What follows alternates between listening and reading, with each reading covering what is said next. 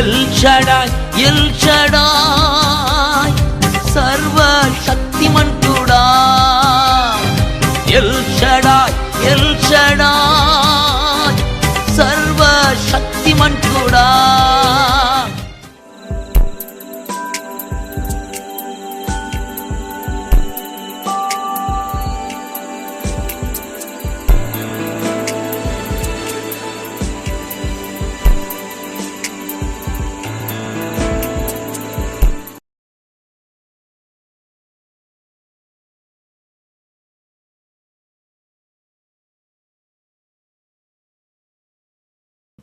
ప్రభుకి వందనాలు చెల్లించుకుంటున్నాం.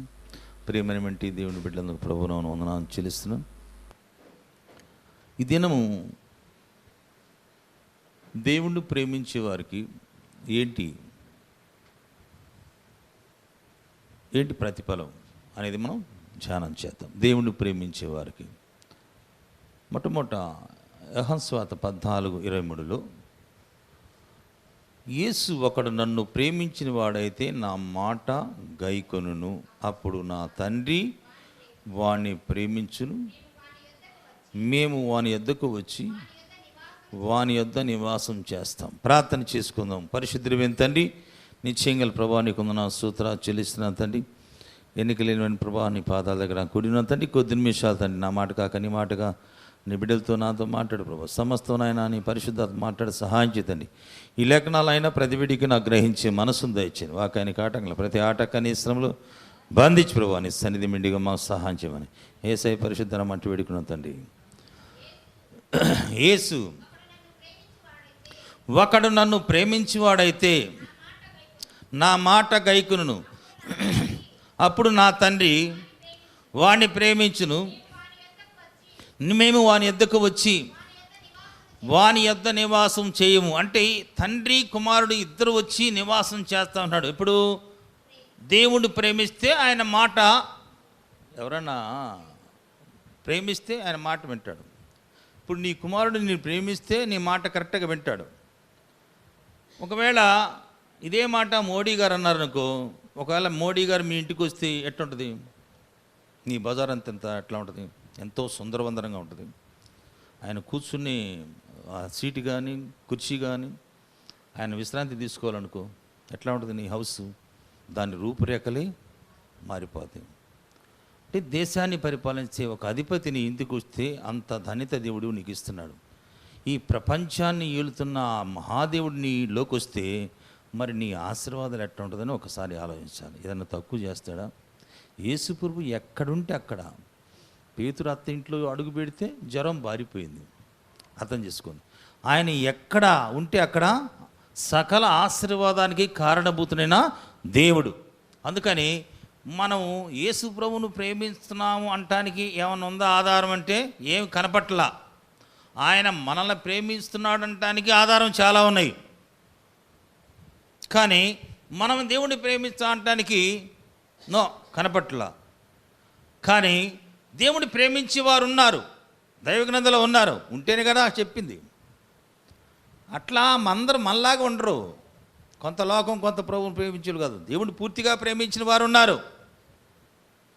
అందుకని నన్ను ప్రేమించువాడు నా మాట గైకొనుడు, మీరు వినుచున్న మాట నా మాట కాదు, నన్ను పంపిన వానిదే. ఆ మాట సపోజ్ యేసు ప్రభు ఒక మాట చెప్పాడు, ఏమ్మా నీ శత్రువులు కూడా ఇంట్లో ఉన్న వాళ్ళే ప్రేమించకపోతుంటాం, ఇంకా శత్రువులు ఆడ ప్రేమిస్తాం. ఆయన యూదులని అన్ని జనులు ఏకం చేయడానికి ఏం పెట్టాడు? ఆయన తన ప్రాణం పెట్టాడు. యేసుప్రభు ఒకే ఒక మాట చెప్పాడు, ఏమని? నీ జీవితంలో యేసుప్రభు నీ దగ్గరికి రావాలని ఉంది, నీ జీవితంలో అద్భుతం జరగాలని ఉంది. కానీ ఆయన మాట మాత్రం నువ్వు ఆకాశం ఆయన మాట వింటుంది, సృష్టిలో ఆయన మాట వినందంటూ ఏది లేదు. సముద్రంలో చేపలు కూడా ఆయన మాట వింటున్నాయి. దాని దుంపదెంత పురుగు ఎంత, అది కూడా ఆయన మాట వింటుంది. పురుగులు వింటున్నాయి, అన్ని నక్షత్రాలు వింటున్నాయి. ఆయన మాట వినందంటూ ఏదీ లేదు, అన్నీ వింటాయి. ఆఖరికి భూమి కూడా పగులంటే పగిలిపోద్ది, సముద్రమా పడో ఊరి మీద అంటే పడిపోద్ది. అన్నీ ఆయన మాట వింటుంది. కానీ వినందెవరు? నువ్వు నేనే. కనుక ఆయన మాట వింటే ఎంత ఆశీర్వాదం అని మనం పరీక్షించుకోవాలి. కనుక ఆయన మాట మనం వింటున్నామా లేదని నీకే తెలిసిద్ది, నాకే తెలిసిద్ది.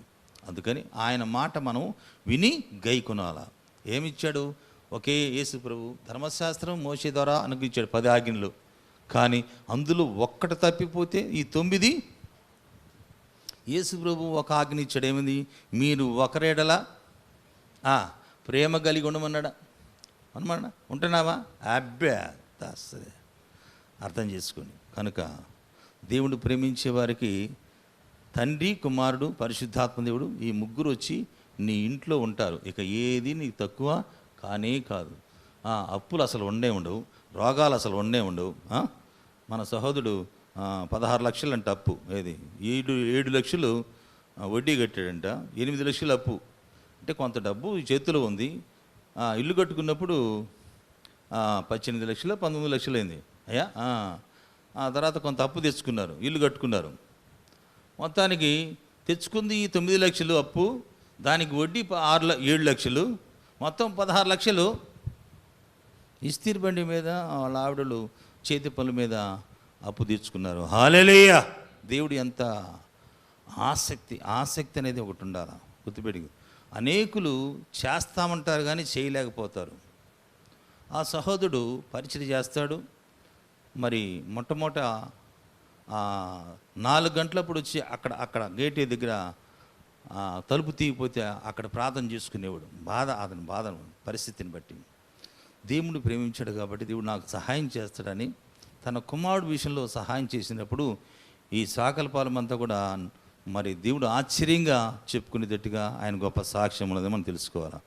మనం చేస్తూ ఉంటాం కానీ చేయలేము, వింటూ ఉంటాం కానీ వీళ్ళేము. అందాకెందుకు పొద్దున్నే లైవ్లో పాల్గొమంటే ఎంతమంది ఎన్నిసార్లు చెప్పడం లేదు, చెప్పినా ఎవరు పాల్గొంటాం. దేవుడి మాట వినమనే కదా చెప్తుంది పొద్దున్నే. అదేమిటి కొంతమంది నెట్టు లేదని కొంతమంది చెప్పేవాళ్ళు ఉన్నారు. తర్వాత లేచాను బాబాయ్ మెలుకు రాలేదని చెప్పేవాళ్ళు ఉన్నారు.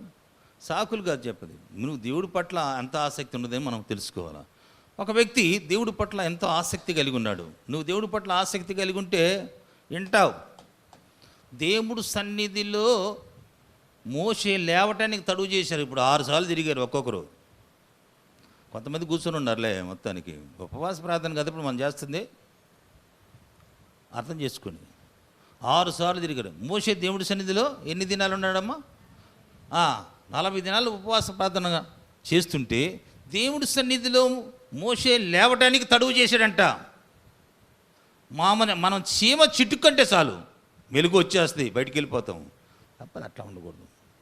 దేవుడి సన్నిధి ఎక్కడ 2-3 కూడి నా నామాన్ని ప్రార్థిస్తే అక్కడ ఉన్నా అన్నాడల్దా.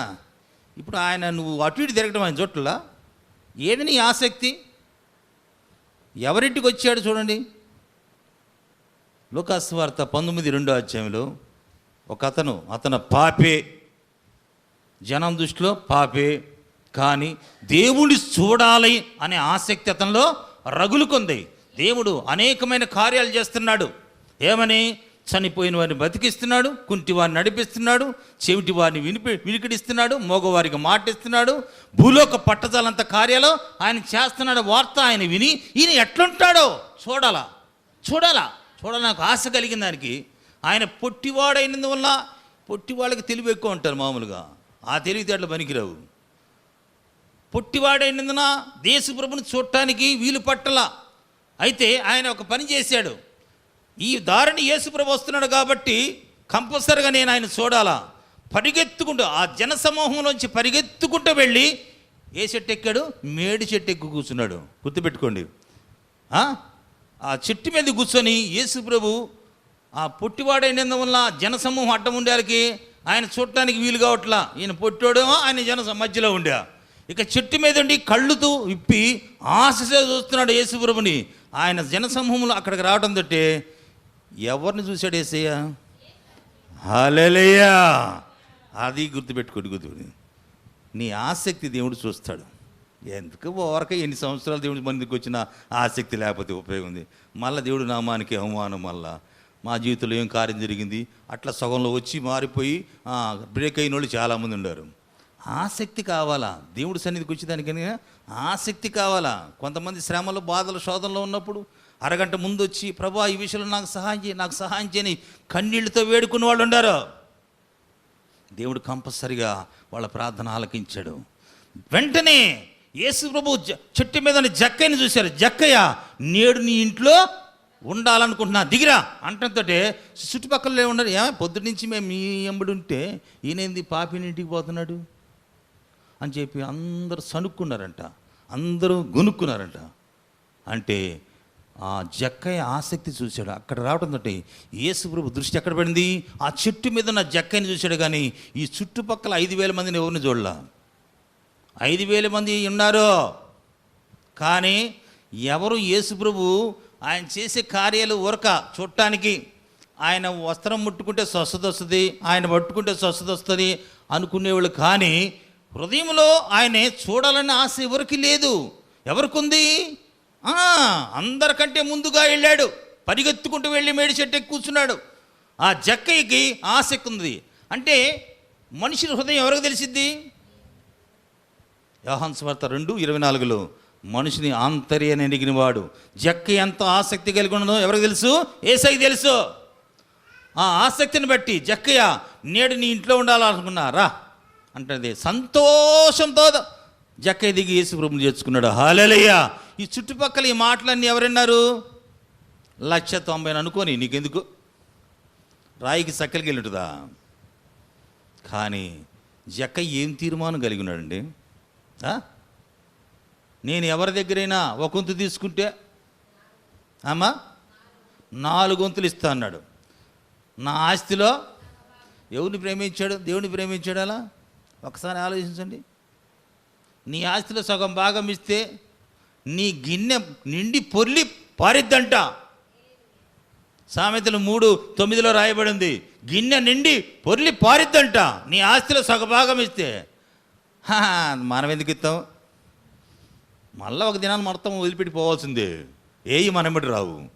దేవుడు మాటలు వింటున్నాం, కానీ ఎవరినన్నా ఒక వంతు ఇవ్వాల్సింటే 4 వంతులు, అన్యాయంగానే ఎవరి దగ్గర ఒక వంతు తీసుకుంటే 4 వంతులు ఇస్తాను ప్రభా, నా ఆస్తిలో సగభాగం. ఇంకా ఆయనకేముంది? ఒకవేళ భార్య గురించి అక్కడ రాయలేదు, కానీ భార్యని గురించి రాసినట్టయితే చీపురు తీసుకుని బాధేది కాను మొత్తం ఇస్తున్నాను. మా పరిస్థితి ఏంది? పిల్లకాయల గురించి రాలేదు. జక్కయ్య ఒక్కడి గురించి రాశారు దేవుడు, పరిశుద్ధాత్మ దేవుడు అంతగా ప్రేమించాడు. కాబట్టి నేడు ఇంటికి ఏమొచ్చింది? రక్షణ. హల్లెలూయా. ఇతను అబ్రహాము కుమారుడే, నశించిన దాన్ని వెతికి ఆసక్తిగా ఉన్నాడు. కాబట్టి జక్కయ్య ఆయన ఇంటికి వచ్చాడు. నీ ఇంటికి, నా ఇంటికి ఎందుకు వస్తాడా? ఆసక్తి ఉందా నీకు? 24 గంటలు ప్రార్థన పెట్టినప్పుడు మేము చూస్తానే వాళ్ళ ఊరి ఆసక్తి ఎంత ఉంటుందో దాని దంపదెన్స్. సినిమా పడితే తెల్లవారులు చూస్తారు, తిరణాలిపోతే తెల్లాలి కుక్క తిరుగుతారు. దేవుడి సొల్లు 24 గంటలు ప్రార్థన ఉంటే కాసేపు వచ్చి కనపడి మాకు కనపడి బయటకు వచ్చి చెప్పని వెళ్ళిపోతారు. అది ఆసక్తి. అది ఉండటానికి ఉంది కదా. బాధ. యాకోబుకు తన అన్న చంపుతాడని బాధ. తెల్లారుజులు యేసు ప్రభుత్వం పెనుగులాడాడంట. మగసిరి ప్రార్థన చేశాడు, రోషం కలిగి ప్రార్థన చేశాడు. నిశ్చయంగా ఈ ప్రార్థన నాకు సహాయం చేయాలి ప్రభు అని ప్రార్థన చేశాడు. నీ శరీరమే నీకు శత్రువు, నీ మనస్సే నీకు శత్రువు.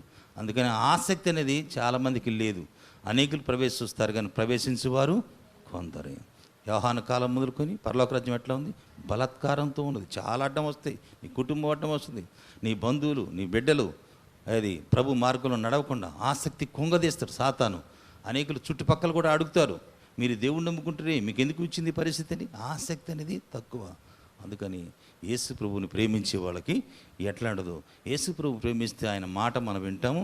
ఆసక్తిగా ఆయన చూడాలని మనం అనుకుంటే ఆయన మన ఇంట్లోకి వస్తాడు.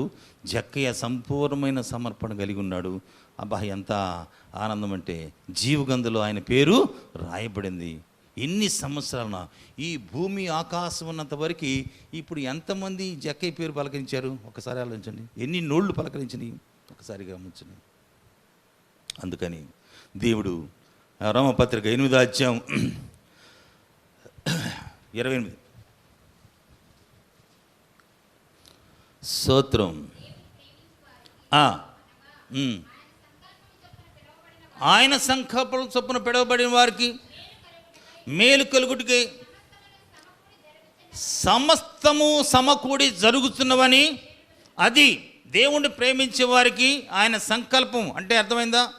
FC 1:4 ఏమంటుంది? జగత్తి పునాది వేయబడక మునుపు ఆయన సంకల్పం చొప్పున నన్ను పిలుచుకున్నాడు, నిన్ను ఏర్పాటు చేసుకున్నాడు. తల్లి గర్భంలో రూపురేఖ రాక మునుపే నిన్ను ఎరిగి ఉన్నాడు, నిన్ను ఏర్పాటు చేసుకున్నాడు. దేవుడు ఏర్పాటులో నువ్వు ఉన్నావు కాబట్టే దేవుడు సన్నిధికి వచ్చావు, దేవుడిని విశ్వసించావు. దేవుడు ఏర్పాటులో లేకపోతే నువ్వు ఆయన ప్రేమించలా, ఆయన మనల్ని ప్రేమించాడు కాబట్టే ఆయన ఏర్పాటు చేసుకున్నాడు. ఆయన ఏర్పాటు చేసుకున్న వారికి ఆయన సంకల్పం అనేది ఒకటి ఉంటుంది. సమకూరుస్తాడంట, అన్నీ సమకూరుస్తాడు. ఏదొచ్చినా మేలే. ఎవరిని ఏర్పాటు చేసుకున్నాడు? విశ్వాసులకు తండ్రిగా అబ్రహాముని ఏర్పాటు చేసుకున్నాడు. అబ్రహాముని అడిగాడు. అబ్రహాం అంటే ఏంది ప్రభు అన్నాడు. నీవు ప్రేమిస్తున్న ఇస్సాకుని తీసుకొచ్చి ఆ మోయేరు మీద నాకు బలి ఇమ్మన్నాడు. ఇప్పుడు అబ్రహాముని ఎవరిని ప్రేమించాడమ్మా? లేక 25 సంవత్సరాల తర్వాత ఒక కుమారుడు పుడితే ఎంతో ప్రేమిస్తున్నాడు. తన ఆస్తి కన్నా, తన పని వాళ్ళకన్నా, తన భార్య కన్నా ఆ కుమారుని 25 సంవత్సరాలు ఎదురు చూసిన తర్వాత పుట్టిన కుమారుని ఎంతో ప్రేమిస్తున్నాడు. కానీ దేవుడు అడిగాడు ఏమని? నీ కుమారుని తీసుకొచ్చి నాకు దహన బలి అన్నప్పుడు ఇప్పుడు అబ్రహాం ఏం చేశాడు? దేవుడిని ప్రేమించాడా? కుమారుని ప్రేమించాడా? దేవుని ప్రేమించాడా? భార్యను ప్రేమించాడా? దేవుని ప్రేమించాడా? ఐశ్వర్యాన్ని ప్రేమించాడా? నా గుర్తుపెట్టుకోండి, పరలోక రాజ్యం వెళ్ళటానికి, నేను నిత్య జీవనం పొందుకోవడానికి నన్ను ఏం చేయమంటే ఒక ధనవంతుడు వచ్చి అడిగాడు. నీకు చాలా ఉంది కానీ అమ్మ ఏం చెప్పాడు? అది అమ్మి పేదలకు ఇచ్చి నీకు కావాల్సింది ఏంది? నిత్య జీవమే కదా, అందుకే కదా నువ్వు వచ్చింది, నన్ను వెంబడించు, నేను నీకు ఇస్తా అన్నాడు. అతను వ్యసన పడుతూ వెళ్ళిపోయాడు. పరలోక రాజ్యంలో ధనవంతుడు ప్రవేశించుట చాలా దుర్లభము. అంటే ఒంటె బెజ్జన సూది బెజ్జలు ఒంటి తిరిది ఎట్ట తిరిగిద్దేనా? అయ్యిద్ది అసలు పని కాదు. దేవుడికి అసాధ్యమైనది ఏమి లేదు, దేవుడికి సమస్తము సాధ్యమే. కానీ ఎందుకు చెప్పాడు ఆ మాట? అబ్రహాం ఇప్పుడు ఎవరిని ప్రేమించినట్టు? దేవుడిని ప్రేమించాడా? లేకపోతే ఒకసారి కుమారుడిని ప్రేమించాడా? ఎవరితో చెప్పలా, భార్య కూడా చెప్పలా. కుమారుడు వెంట పెట్టుకున్నాడు, కత్తి తీసుకున్నాడు, కట్టెలు తీసుకున్నాడు, నిప్పు తీసుకున్నాడు, బయలుదేరాడు. 2 పని వాళ్ళని తీసుకుని బయలుదేరాడు. వెంటనే కుమారుడు గదిలిచ్చాడు దేవుడు. డాడీ, కత్తి, నిప్పు, కట్టెలుండి దహన బలికి గొర్రె పిల్లేది ఏమన్నాడమ్మా? దేవుడే చూసుకుంటాడు. హల్లెలూయా. నీ భారం యెహోవా మీద మోపు, ఆయన చూసుకుంటాడు. ఆయన చూసేది ఆయన, నీవు కాదు. నువ్వేదో చేయాలనుకుంటావు కానీ ఏమీ నీ వల్ల నా వల్ల కాదు. నీ భారం భరాంచివాడు ఆయన, నిన్ను ఏర్పాట్లు ఉంచుకుంది కూడా ఆయనే. కాబట్టి దేవుడు చూసుకుంటాడని ఒక మాట అన్నాడు, అర్థం చేసుకోండి. అయితే పని వాళ్ళకి చెప్తున్నాడు అబ్రహాము, మేము వెళ్ళి మొక్కుబడి చేసి మళ్ళా తిరిగి వస్తాను అన్నాడా? వస్తాము అన్నాడా? వస్తాము అన్నాడు. అంటే ఇద్దరు పోతున్నారు, వస్తాము అన్నారు. ఇద్దరే వెళ్ళింది, పని వాళ్ళ కింద ఉన్నారు. వస్తామన్నాడు. ఆయన నమ్మకం, ఆయన విశ్వాసము. హెబ్రీ పత్రికలు రాయబడింది, మృతుల్లో నుంచి అబ్రహాం తన కుమారుడిని రక్షించుకున్నాడు. బలిపీఠం కట్టాడు, కట్టెలు పేర్చాడు. ఇస్సాకుని చేతులు కట్టేసి, కాళ్ళు కట్టేసి, ముఖం మీద చేయి ఉంచి కత్తి ఎత్తినప్పుడు పరలోక రాజ్యం నుంచి అబ్రహాముతో దేవుడు మాట్లాడుతున్నాడు. అబ్రహామా, ఇప్పుడు నువ్వు దేవుడికి భయపడే వ్యక్తివని నాకు అర్థమైంది. అంటే దాని అర్థమైంది, ఇప్పుడు నీ బంధువుల కన్నా, నీ భార్య కన్నా, నీ ఐశ్వర్యం కన్నా, నీ కుమారుడు కన్నా నువ్వు నన్ను ప్రేమిస్తున్నావని ఇప్పుడు నేను తెలుసుకున్నా. కనుక నీ కుమారుడికి బదులుగా అదిగో పొదలే ఉందమ్మా, అది సమకూర్చడం అంటే. హల్లెలూయా. నీవు దేవుడే సమకూరుస్తాడు. ఒకవేళ ఇబ్బంది వచ్చినా ఇబ్బందిని ఆశీర్వాదంగా మార్చే దేవుడు ఆయన. అసలు ఆయన మాట ఏంటంటే కదా నువ్వు అర్థం చేసుకో. పేతురు ఏమంటాడు? కొంచెం కాలం శ్రమ పడిన తర్వాత తానే మనల్ని ఏం చేస్తాడు? అది శ్రమ ఎందుకు వచ్చాయంటే నువ్వు పరిశుద్ధత కలిగి ఉండటానికి, దేవుడిని తెలుసుకోవడానికి, నువ్వు ఒక యుద్ధ సైనికుడివే అని చెప్పి తెలుసుకోని, విశ్వాస వీరుడిగా ఉండాలని తెలుసుకోవాలా. అందుకని నీ జీవితంలో దేవుడు అనుమతి లేకుండా శ్రమ రాదు, గుర్తుపెట్టుకో. నీ జీవితంలో పరీక్ష వస్తుందంటే దేవుడి అనుమతితోనే వస్తుంది.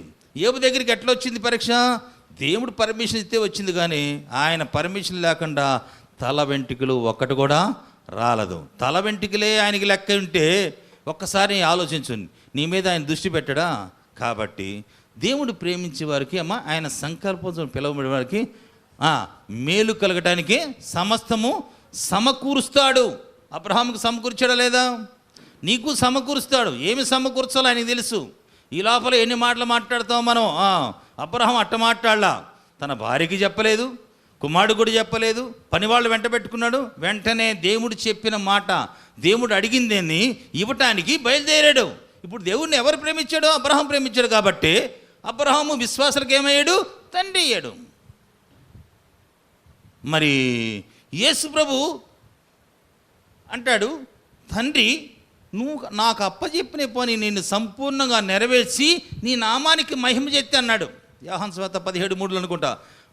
అంటే ఇప్పుడు కుమారుడు ఎవరిని ప్రేమించాడు? తండ్రిని ప్రేమించాడు. నేను నా తండ్రి ప్రేమ మీద నిలబడ్డాను, మీరు నా ప్రేమ మీద మీరు నిలబడిన అంటున్నాడు. యోహాను సువార్త 15:10-11-12 ఉంటుంది అనమాట. అంటే అర్థం చేసుకోండి, మరి ఎన్ని శ్రమలు వచ్చినా, ఎన్ని బాధలు వచ్చినా ఆయనకు అప్పచెప్పిన పని ఆయన నెరవేర్చాడా లేదా? నెరవేర్చాడు. ఎందుకంటే ఆయన కూడా వేదనతో వేడుకున్నాడంట, చెమట రక్త బిందుగా మారిందంట ఆయన బాధ. ఎందుకంటే సర్వమానవులు పాపము భరాయించబోతున్నాడు. అందరి కొరకు క్రైదనముగా అవమానాలు, నిందలు, ఎన్నో శ్రమలు యేసు ప్రభు ఎదుర్కొన్నాడు. అందుకని ఆయన తండ్రి ప్రేమ విడిపోకుండా ఆయన ఏం చేయడు? వాటిని భరాయించి ఆ సిలువ యజ్ఞాన్ని సంపూర్తి చేశాడు. కాబట్టి ఆయన ప్రియకుమారుడు మన కోసం అనుగ్రహిస్తే మనకి ఏదైనా ఇంకివ్వడా? ఆయన ప్రియకుమారుడే మన కోసం ఇచ్చాడు. కనుక అబ్రహాము తన ప్రియమైన కుమారుణ్ణి ఎవరి కోసం ఇచ్చాడు? దేవుడి కోసం ఇచ్చాడు. దేవుడిని ప్రేమించాడు కాబట్టి ఇచ్చాడు. ఇప్పుడు ఈ తండ్రి ఆయన ప్రియకుమారుణ్ణే మన కోసం లోకానికి పంపించాడు. అన్నీ ఇచ్చాడు. ఆయన ఐశ్వర్యం ఇచ్చాడు, ఆయన జ్ఞానం, నీతి, పరిశుద్ధం అన్నీ ఇచ్చాడు. కానీ ఇప్పుడు దేవుడు మనల్ని ప్రేమించాడా లేదా? మనం ఆయన ప్రేమిస్తున్నామా అంటానికి లేదు. అన్ని విషయాల్లో తప్పియటానికి, అన్ని విషయాల్లో దేవుడు హెచ్చించడానికి, ఘనపరచడానికి. ఉదాహరణకు భక్తులు చాలామంది ఉన్నారు దేవుడిని ప్రేమించేవారు. 91 కీర్తన 14లో మోషే గురించి చెప్తున్నాడు దేవుడు, అతడు నన్ను ప్రేమించాడు కాబట్టి ఏం చెప్తున్నాడు అమ్మా? అతడు నన్ను ప్రేమించాడు కనుక నేను అతను తప్పిస్తా. అతడు నా నామం ఎరిగినవాడు కనుక నేను అతను ఘనపరుస్తా. అర్థమైందా? ఒక ఆపద వస్తే నిన్ను దేవుడు తప్పిస్తాడు. నువ్వు దేవుడిని ప్రేమిస్తున్నావు కాబట్టి. ఇంత గొప్ప సాక్షి సమూహం మనం మేఘం వలె ఆవరించుంటారు. ఒకవేళ ఆపద ఎట్టా వస్తుందో కూడా నీకు తెలియపరుస్తాడు. ఆయన నిన్ను ఘనపరుస్తాడు. 15 వచనంలో ఏమంటున్నాడు? ఉత్తరం ఇస్తా, శ్రమలో అతనికి నేను తోడై ఉండును, అతన్ని విడిపించి. ఎంత గొప్ప వాగ్దానం అండి! అతన్ని విడిపిస్తాను, గొప్ప చేస్తాను. నీ ప్రార్థన, నీవు ప్రార్థన చేస్తుండగానే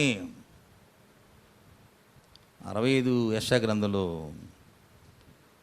మీరు ప్రార్థన చేస్తుండగానే మీ ప్రార్థన ఆలకిస్తాను, వారి వేడుకొనక మునుపే నేను ఉత్తరం ఇస్తాను అన్నాడు. వచనం చెప్పు 65 యెషయా గ్రంథం. వారికి ఇట్లాగా జరుగును. అర్థం చేసుకోండి, నువ్వు ప్రార్థన చేస్తుంటేనే దేవుడు వెంటనే ఉత్తరం. అర్థమైందా? నీవు ప్రార్థనకి మోకాళ్ళు వంచావు. ఎవరు వచ్చారు నీ ప్రార్థనకు జవాబు ఇవ్వడానికి? నిన్న ప్రసంగం విన్నావు, చెప్పండి. అది ఎవరైనా దేవుడి దృష్టిలో ఎట్లా ఉన్నాడు? 3 సార్లు రాయబడింది. ఎవరమ్మా ఆయన? బహుప్రియుడు. అది దావీదు ఇష్టానుసారుడే. దావీదు ఎలుగుబడితోటి, సింహంతో పోరాడాల్సి వచ్చింది. ఈ బహుప్రియుడు పోరాడాల, వాటి ఎదురు కూర్చున్నాడు. అర్థమైందా? బహుప్రియుడికి ఇష్టానుసారుడికి ఎంత డిఫరెన్స్ ఉందో చూడు. సింహంతో పోరాడాడు దావీదు, ఎలుగుబంటితో పోరాడాడు. కానీ దానియేలు నేను నా దేవుని దృష్టికి నిర్దోషిగా ఆగపడ్డాను కాబట్టి ఆయన తన దూతను పంపించి సింహంలో నాకే హాని చేయకుండా వాటి నోళ్ళంట మూయించాడంట. అక్కడ రాయబడి ఉంది, నీవు నిత్యము సేవిస్తున్న నీ దేవుడు నీ ప్రాణాన్ని కాపాడుతాడు. ఎంత గొప్ప సాక్ష్యం! ఒక అన్యుడు చెప్తున్నాడు ఆయన గురించి. బ్రతికున్నావా దానియేలు అంటే ఆయన చెప్తున్న మాట ఎంత శ్రేష్టమైన మాట. నా దేవుడి దృష్టికి నేను నిర్దోషిగా కనపడ్డాడు కాబట్టి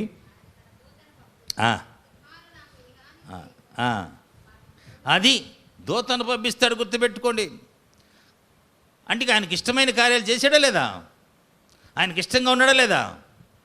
దానియేలు అసలు ఎంత 3 తరాల వరకు ఆయన సింహాసనం ఎవరు కదిలించలేకపోయారండి. 15 సంవత్సరాల వయసులో వచ్చాడు బబులోను దేశానికి. 85 సంవత్సరాలు అంతా ఉంటుంది, ఒక రాయబడి ఉంటుంది. ఆయన ఎంతగా దేవుణ్ణి ఆరాధించాడు, ఎంతగా దేవుణ్ణి మరి ప్రతికూలమైన సమయంలో కూడా దేవుణ్ణి ఆరాధించాడు. ఆయన సింహాల భూమిలో ఎందుకు వేయాల్సి వచ్చింది? ప్రార్థన చేయకూడదు అంటే నాగాడా? నీకు కొంచెం ప్రాబ్లం రావట్లేదు, ప్రార్థన నాగా. చుట్టాలు వస్తే ప్రార్థన నాగా, వాళ్ళకి పలావులు వండి పెట్టాలి. ఎన్ని నాగాలు పెట్టేవో. స్కూల్కి వెళ్ళే పిల్లలు అదేంటి ఎన్ని చెబుతావో, మా ఫ్రెండ్కి బాగలేదు. నీ ఫ్రెండ్ ముఖ్యమా, నీ కోసం ప్రాణం పెట్టిన యేసయ్య ముఖ్యమా, నిన్ను ఆస్వాదించి యేసయ్య ముఖ్యమా? ఏది ముఖ్యం? నీ బంధువులు ముఖ్యమా? అర్థం చేసుకోండి. మన దేవుడు ప్రేమిస్తున్నట్టు మన మనస్సాక్షి మనకే చెప్పిద్ది, ఎవరో చెప్పాల్సిన అవసరం లేదు. కాబట్టి ఇప్పటికైనా తెలుసుకొని దేవుణ్ణి ప్రేమించే వారికి, ఆయన సంకల్పాలు పిలవబడిన వారికి మేలే. ఒకవేళ శ్రమ వచ్చిందా దాని వెనక ఏముంటుంది? మేలు. శ్రమ వెనక ఏం చేసాడు? దేవుడు మేలు. అర్థం చేసుకుందాం. చివరిగా ఒక మాట చెప్పుకొని ముగించుకుందాం. యాకోబు 1:12 శోధన సహించిన వాడు ధన్యుడు, తాను ప్రేమించిన వాగ్దానం చేసిన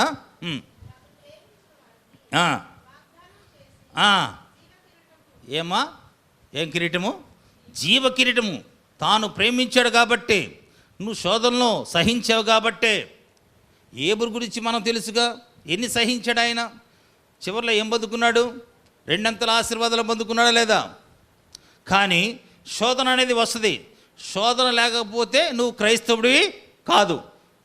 నాకేమీ శోధన లేదని అంటుంటారు కొంతమంది. అంటే నువ్వు కల్తీ క్రైస్తుడు అనుకోవచ్చు. అర్థమైందా? కల్తీ క్రైస్తుడు అంటే సాతానుతో రాజీ పడిన క్రైస్తవులు. అర్థమైందా? శోధన అనేది ఉండాల. పరీక్ష ఉంటే కదా 2 క్లాసులకు పోయేది పిల్లడు. 2 క్లాసు పరీక్ష రాస్తే 3 క్లాసులకు వెళ్తాడు. మంది అట్ట కదా, 18లో కానీ డ్రా చేసుకుంటూ శోధన ఉండకూడదు మనకి. ఎట్టపోతావు పరలోక రాజ్యంలో? వాడు అడ్డం వస్తాడు, నేను బానినో అంటాడు. ఎట్లా ఎదిరించాలి? నీకు యుద్ధము చిన్నతనం నుంచి నేర్పిస్తాడు దేవుడు. ఇశ్రాయేల్కి కానాన్ దేశం ప్రవచించడానికి వాళ్ళ యుద్ధం అరణ్యంలో నేర్పించాడు దేవుడు. కనుక నువ్వు ఒక యుద్ధ సైనికుడు అని తెలుసుకొని ఇప్పుడు నీ ప్రార్థన వాక్యం ప్రార్థన అది ఉన్నప్పుడు నీకు శోధన వస్తుంది.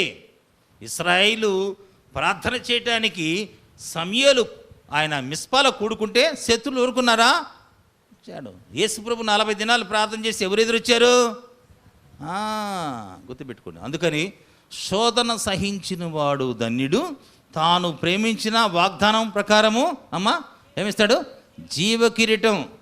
అంటే ఎప్పుడూ జీవించే కిరీటం నీ తల మీద పెడతాడు. 4 రోజులు బతికేది కావాలన్నా, లేకపోతే ఎప్పుడు జీవించే కిరీటం కావాలని నువ్వే కోరుకో.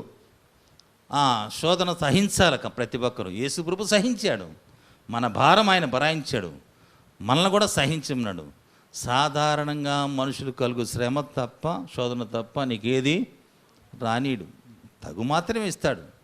నువ్వు అనుకుంటావు ప్రపంచంలో నాకున్న శ్రమలు ఇంకోరికి లేవు అనుకుంటావు. ఉత్తమాటలు అన్నీ అట్ట కాదు. నీకు ఎంత పెట్టాలో అంతే పెడతాడు.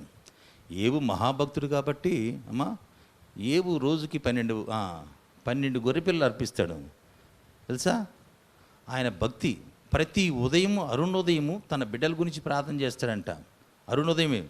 నువ్వు 5 గంటలకు లేమంటే 24 సాకులు చెబుతున్నావు. నిత్యము అతను అలాగా చేసిను. ఎప్పుడా? నిత్యం. ఒకరోజుగా నాగా కనపట్ల. నిత్యము ఆయన భక్తుడు కాబట్టి ఆయనకు అంత శోధన వచ్చింది. అంతేగాని ఇది మనకి అంత శోధన ఎందుకు వస్తుంది? మనల్ని ఎందుకు పట్టించుకుంటాడు? తిరగమాతలో కరేపాకులాగా తీసేస్తాడు. ఆయన భక్తుడు కాబట్టి ఆయనకి అంత శోధన రాదు. నీకెంత పెట్టాలి అంత పెడతాడు. అయినా కూడా నమ్మకంగా జీవించు. ఏమిస్తాడు అన్నాడమ్మా? జీవ కిరీటం. ఆయన మాట విని ఆయన ప్రేమిస్తే ఆయన నీ ఇంట్లోకి వస్తాడు. ఆయన పట్ల ఆసక్తి కలిగి ఉంటే ఆయన నీ ఇంట్లో అడుగు పెడతాడు. ఆయన ప్రేమిస్తే ఆయన సంకల్పం పిలవబడే వారికి మేలే చేస్తాడు, కానీ కీడు అంతా చేయదు. శోధన సహించిన వాడికి ఏమిస్తాడమ్మా? జీవ కిరీటం. ఆ విధంగా ఉంటూ ప్రభువుల ముందు సాగిపోదాం. ప్రార్థన చేసుకుందాం. పరిశుద్ధుడైన తండ్రి, నీ సింగల్ ప్రభా, నీకు వందనాలు స్తోత్రాలు చెల్లిస్తున్నాను తండ్రి. ఆయన నిన్ను ప్రేమించే వారికి ఎలాంటివి సిద్ధపరిచేవు తండ్రి. కంటికి కనపడవు, హృదయానికి వచ్చారు, చెవికి వినపడవు ప్రభా. నువ్వే జ్ఞాపకం చేసుకుని నువ్వు సహాయం చేయ తండ్రి. ఒకడు నన్ను ప్రేమిస్తే నా మాట వింటాడని చెప్పినావు తండ్రి. అయ్యా తండ్రి, కుమార, పరిశుద్ధాత్మ వచ్చి నాయన మాలో నివాసం చేస్తున్నావు తండ్రి. అవును ప్రభు తండ్రి, ఈ లోకంలో తండ్రి అన్నిటినీ ప్రేమిస్తావు కానీ నీ మాటను మేము ప్రేమించలేకపోతున్నాం, నీ మాట మేము గైకొనలేకపోతున్నాం ప్రభా. నిన్ను ప్రేమించే మనసు నాయన, నీ మాట గైకొనే మనసు మేమందరూ ఇది మొదలుకొని కలిగి ఉందుముగాక. ఆ విధంగా నాయన నువ్వు మా గృహంలో వచ్చి తని, మా హృదయంలోకి వచ్చి తనయ్యా. అయ్యా జక్కయ్య నిన్ను ఎంతగా ప్రేమించాడు కనుక తను ఆసక్తి కలిగి తండ్రి పరిగెత్తుకుంటూ వెళ్ళి నీ చూడాలని ఆశ కలిగి ఉన్నాడు కాబట్టి అంతమంది అన్ని వేల జనంలో జక్కయ్య ఇంటికి వచ్చినావు ప్రభా. ఎంతో నాయన జక్కయ్య సంపూర్ణమైన సమర్పణ కలిగి ఉన్నాడు తండ్రి. నేను ఎవరి దగ్గర అయితే ఒక వంతు తీసుకుంటా 4 వంతులు ఇస్తున్నా, నా ఆస్తిలో సగభాగం. ఆ ఇంటికి రక్షణ వచ్చింది, నశించిన దాన్ని వెతికి రక్షించడానికి వచ్చాను. ఇతడు అబ్రహాము కుమారుడాన్ని వాగ్దానం ఇచ్చినావు ప్రభా. అట్లాగే ప్రభా, నేను ప్రేమించే వారికి సంకల్పం పిలువబడే వారికి మేలు కలిగే సమస్తము సమకూరుస్తావు తండ్రి. అబ్రహాము తన కుమారుడు కన్నా నిన్నే ఎక్కువ ప్రేమించాడు తండ్రి. కుమారుడు బలియటానికి సిద్ధపడినాడు తండ్రి. కత్తి దింతేనైనా బలైపోయాడు తండ్రి. అయితే నువ్వు మాట్లాడిద్దండి అయ్యా, కుమారుడుకు బదులుగా తండ్రి పొట్టేలు పిల్లల్ని సిద్ధపరిచినావు తండ్రి, సమకూర్చినావు ప్రభా. అట్లాగనైనా నిన్ను ప్రేమించే భాగ్యం మాకు దయచినైనా. యేసు ప్రభు నమ్ముకున్నందుకు ఈ లోకంలో అనేకమైన శ్రమలు, శోధనలు వస్తాయి ప్రభా. శోధన సహించిన వాడు ధన్యుడు. తాను ప్రేమించిన వాగ్దానము, తన ప్రేమించిన వారికి వాగ్దానం చేసిన జీవక్రీడం ఇస్తాను ప్రభా. మేము జీవక్రీడం పొందుకునే భాగ్యాన్ని ప్రతి ఒక్క బిడ్డకి మాకు దయచేసి మీరు సహాయం చేద్దని మనకు మహిమ తెచ్చుకునైనా ఈ ఉపవాస ప్రార్థన ప్రతి ఒక్కరికి దీవెనకరంగా, ఆశీర్వాదకరంగా సహాయం చేయ ప్రభా. అన్ని విషయాల్లో మేల్చితండి నాయన. ఈ ప్రోగ్రాం ఎవరైతే చూస్తున్నారో తండ్రి, వాళ్ళ జీవితంలో నేను ప్రేమించి నీ దగ్గర మేలు పొందుకునే భాగ్యాన్ని అనుగ్రహించిన మనకి మహిమ తెచ్చుకోమని యేసయ్య పరిశుద్ధ నామమున వేడుకున్నాను తండ్రి.